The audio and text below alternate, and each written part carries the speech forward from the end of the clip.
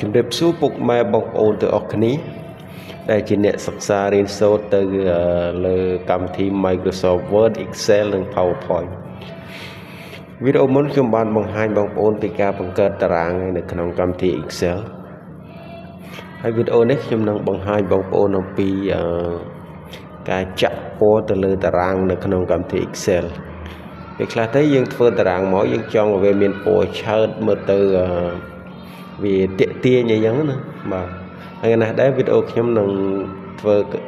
ការបង្ហាញនៃការចាក់ពណ៌ទៅលើតារាង Excel បាទតោះឥឡូវយើងតាមដានអ្នកនេះដំបូងឡើយយើងដាក់តារាងមកអត់ហើយយើងចង់បាន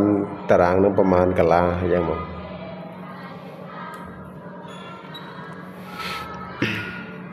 ដាក់តារាងមកនេះពាក្យ all border ហ្នឹងជាបានតារាងហើយអត់ហើយយើងចង់ឲ្យតារាងនោះវាមានពណ៌ឆើតតោះឥឡូវដំបូងឡើយយើង select មកទាំងអស់មក select វាចឹងមកវាហើយយកយើងទៅកាន់កន្លែងមកនឹងនេះហើយយើងយកពាក្យថានេះ line color យើងជ្រើសរើសពណ៌មកអត់ហើយខ្ញុំយកពណ៌ក្រហមនេះនេះវាអត់ទាន់ចេញទេយើងទៅចូលទៅកាន់វាម្ដងទៀតយើងចុចពាក្យថា all border នេះវានឹងចេញពណ៌ក្រហមមកឲ្យហើយបើយើងចង់បានពណ៌អីយើងជ្រើសរើសពណ៌នឹងតាមតែចិត្តយើងចង់បានទៅណាបាទហើយបន្ទាប់មកទៀតយើងអាចនេះយើងចង់ចាក់ពណ៌តារានេះតាមជូដេជូឈរអញ្ចឹងណាយើងចង់ចាក់ពណ៌អញ្ចឹងយើងអាចចូលកន្លែងនេះកន្លែងនេះអីគេនេះមក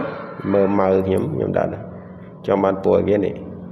ពណ៌នេះចុះបាទហ្នឹងហើយយើងអាចចាក់អញ្ចឹងដល់ពេលខ្លះយើងចង់ឲ្យវាមានពណ៌ឆើតល្អអញ្ចឹងណាយើងឆ្លាស់ពណ៌អញ្ចឹងទៅ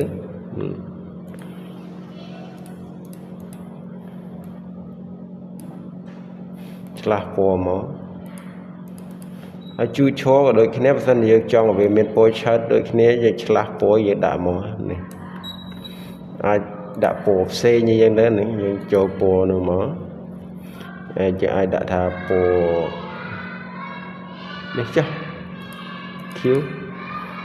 អាចឆ្លាស់វាមកបាទដើម្បីមើលទៅមានភាពទាក់ទាញយ៉ាងទៅនៅក្នុងតារាង Excel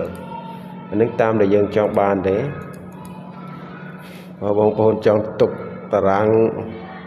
original វាក៏បានដែរនេះអញ្ចឹងដែរយើង select វាមកទៀតមកយ៉ាទៀតមកនេះបាទបានហើយអានេះស្រេចលើពណ៌ដែលយើងចង់បានទេហើយករណីដែលយើងចង់លុបពណ៌នឹងចេញវិញបងប្អូនគាត់តែ select វាមក select វាហើយចូលកន្លែងមាញ់វិញមកនេះយកពាក្យថា no fill យកមកបានជាការស្រេចបាទហើយវីដេអូនេះគឺមានតែប៉ុណ្្នឹងទេបាទហើយគឺសូមអរគុណទៅដល់ពុកម៉ែបងប្អូនដែលតាមដានវីដេអូរបស់ខ្ញុំបាទបើបងប្អូនមានចម្ងល់អីសូម comment ខាងក្រោមមកខ្ញុំបាទនឹងធ្វើវីដេអូជូនបន្ថែមទៀតបាទអរគុណបាទជម្រាបលា